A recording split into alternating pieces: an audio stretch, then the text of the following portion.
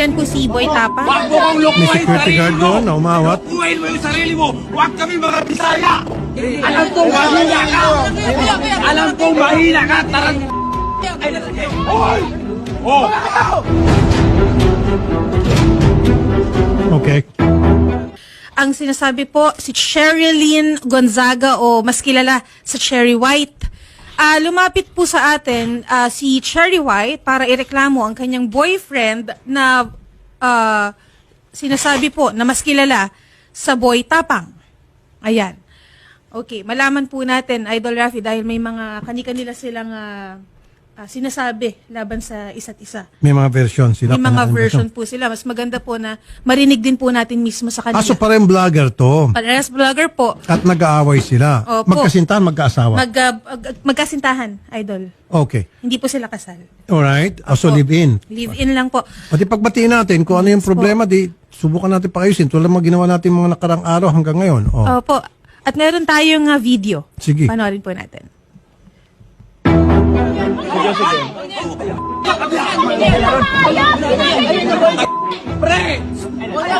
Yan po si Boy Tapa. Huwag mo kong May lukuhin security sarili guard mo. doon na umawat. Buhayin mo yung sarili mo. Huwag kami mga Bisaya. Alam kong mahina ka. Alam kong mahina ka. Tarang... Hoy! Oh! Okay.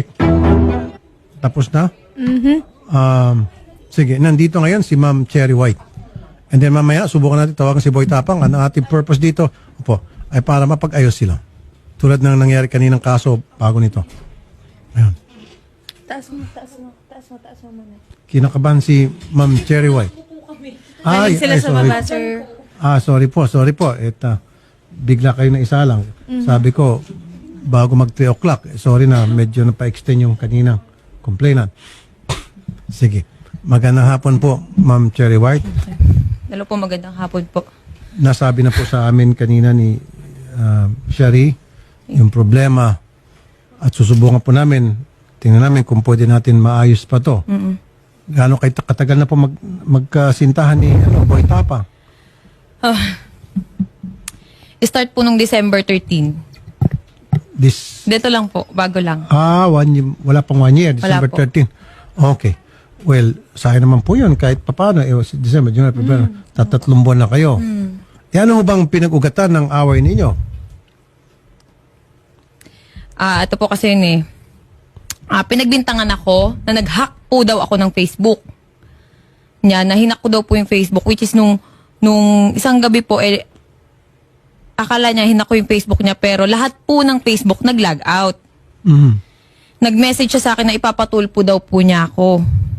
Okay. Ngayon, yung conversation na yun, syempre naaligaga ako. Ngayon, pinost ko. Pinost ko po yung convo na ipapatulpo ko. Tapos, bigla na lang siyang nag-live sa Facebook niya. Nagsalita po siya ng mga kasiraan about sa akin. Katulad po ng walker ako, magulang ko po, adik, may matanda daw po ako. Yun po yung mga sinabi niya sa akin sa live. 1 hour po siyang naka-live. Pero pagkatapos niya, nag-usap na ho ba kayo, ma'am? Hindi po. Okay. Hindi mo natanong sa kanya ba't niya nagawa yun? Wala ba siya yung pagsisisi or pag nag-post later on na bakit niya nagawa yun o hindi ba siya nag-reach out at gusto makipagbati? Wala po eh. Bakit siya pang magpapatulpo Ayun nga po eh. Hindi ko maintindihan bakit ako pa ipapatulpo kasi may ebidensya daw po siya na pinapahack ko yung account niya, yung Facebook niya. Anong ebidensya pong hawak niya? Hindi ko po alam. Nung gabi po yun, lahat yun nag-log out yung Facebook. Pero kung kayo po ay magkasintahan, ba't kinakailan po ay i-hack yung kanyang Hindi ko nga account? po alam. Hindi ko po gawain yun. Pero yan po iba na-explain mo na sa kanya. In-explain ko po, pero sunod-sunod yung rant niya sa akin. Sinasabihan niya pa ako ng bad words na, ulul ka, alam ko ikaw may gawa nito. Pero, nung time na po yun, lahat ng Facebook nag-log out. Okay. At ito naman. Nagkaroon po talaga ng down po ang meta po nung araw po na yun. Facebook, Messenger, and Instagram po. Yung po Nag-down po ba talaga. alam niya at nasabi sa kanya? Hindi ko po alam. Pero nung time na po na yun, sinabi ko sa kanya yun na, paanong hinahack, nagko-content kami dito na na-log out lahat ng Facebook. Sabi niya, ulul ka, ikaw lang gagawa nito, alam ko yung ginagawa mo. Pero ano ang motibo para gawin nyo sa kanya? Hindi nyo ba na ipaliwanag sa kanya na ba't ko gagawin yun? Ba't kita i-hack? Sir, puro bad words po yung sinabi niya. Ako, kalmado lang. Sabi ko, hindi ko gagawin yan. Nandito po yung conversation sa akin. Pero sa palagay niyo po, bakit niya naisip yun? Marami Siguro naman po din dahil po pagbintangan. galit siya. Galit siya? Bakit po siya galit Sir, sa ba't inyo? hindi magalit yun? Nakakatakot. Kaya nga boy tapang eh. Opo, nakakatakot talaga. Dapat prepared ka na kung nung makipagrelasyon ka sa kanya. Hindi, kaya nga po Alam mo naipaghiwalay dapat na ako eh. Ayaw niya. Ayaw niya.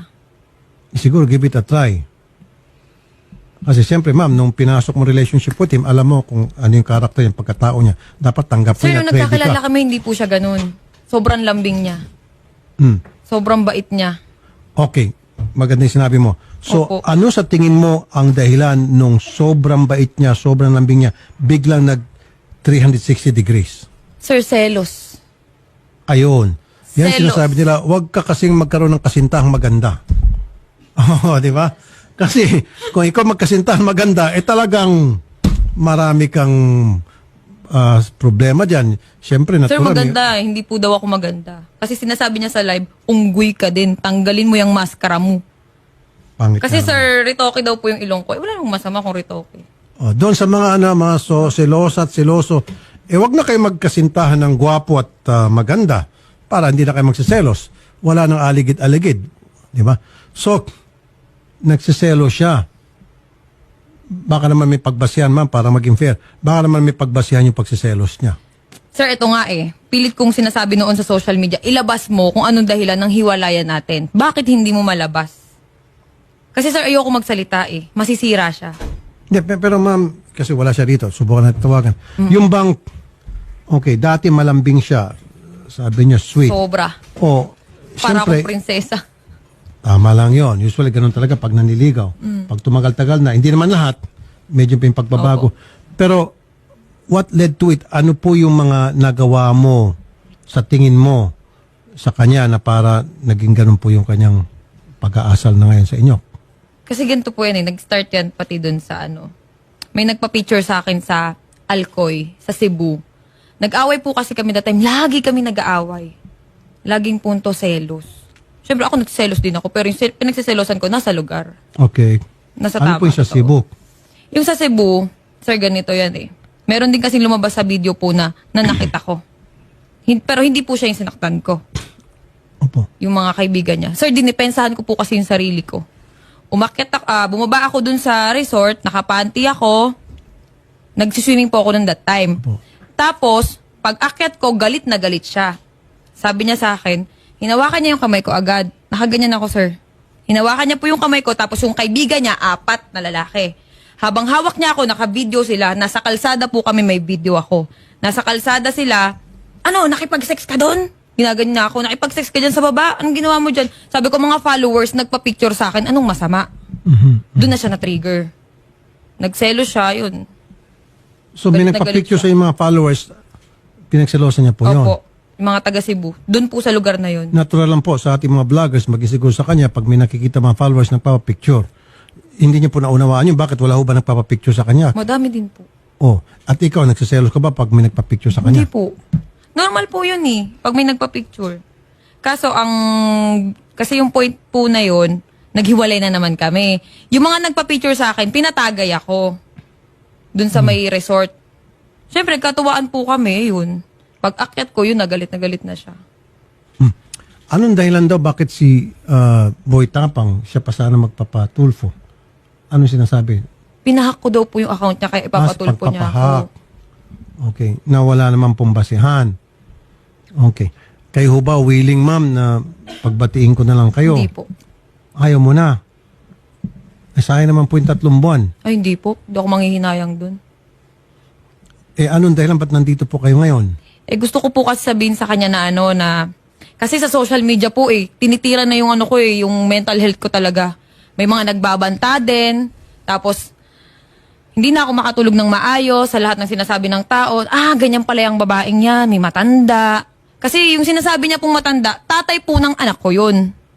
Na 40 years old plus. Yun yung sinasabi niya na matanda ko. Tapos ito Pero tanong na, okay.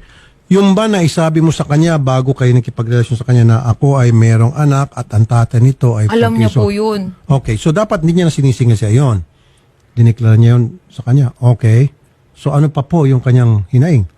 Sa social media, yung mga luxury bag ko daw po ay galing sa sugar daddy. Yun yung sinasabi niya.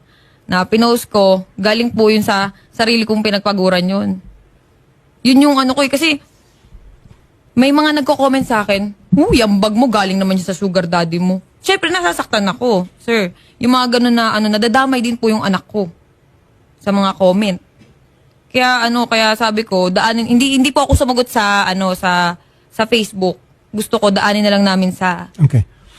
Kasi ma'am, ito, kung talagang hindi kayo magpag-ayos at lumalato, kung yun po yung naitabi nyo o na screenshot nyo, yung mga pananalita na hindi totoo, pwede huma-cyber libel natin. Kung sino man yung gusto nyo, may kagagawa niyan. Lalo yung sinasabi na ikaw ay walker, ikaw ay ganito, ganon, na below the belt po yun. Saka po yung nanay ko, tsaka yung tatay ko, sinabihan niya ng adik. Yun po, pwede natin makasuhan ng cyber libel mga yon. Nandiyan ho na-preserve nyo yung mga post na yon. Hawak nyo pa po. Opo, may video. Sinend ko na po. Pwede ho kayo mag-cyber libel kung tutuusin. Pero habang maaari sana maiwasan natin, mapagbati namin kayo. Hindi po mangyayari yun. Kilala ko yun eh. Okay?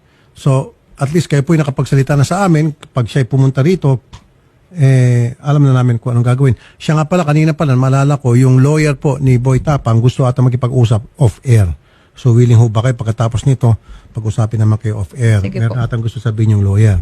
Siyempre, yung lawyer siguro, alam niya na pwede ka mag-cyber libel doon sa mga sinasabi mo. Pero ikaw ba, walang sinasabing masasama kay Boy Tapang? Nagmura po ako kasi away namin yun eh. Nagmura po ako dun sa sa bahay ni Hindi, record pero niya. yung bang pinost nyo po na may sinabi kayong mga libelos, yung mga Ay, wala po. malisyosong mga panalita, wala. Walang cyber libel. Kasi sa alam inyo. ko po yung mangyayari. Kaya hindi po ako sumagot. Pero yung mga tao pong nagsalita ng mga hindi maganda laban sa inyo, paninirampuri, yun po, pwede tayo mag-cyber libel. Tutulong po kami. Okay? Sige po. Si Boy Tapang daw, mamaya na lang daw magsalita. May Actually, sir, panawagan. may post po siya sa Facebook 20 minutes ago kanina po.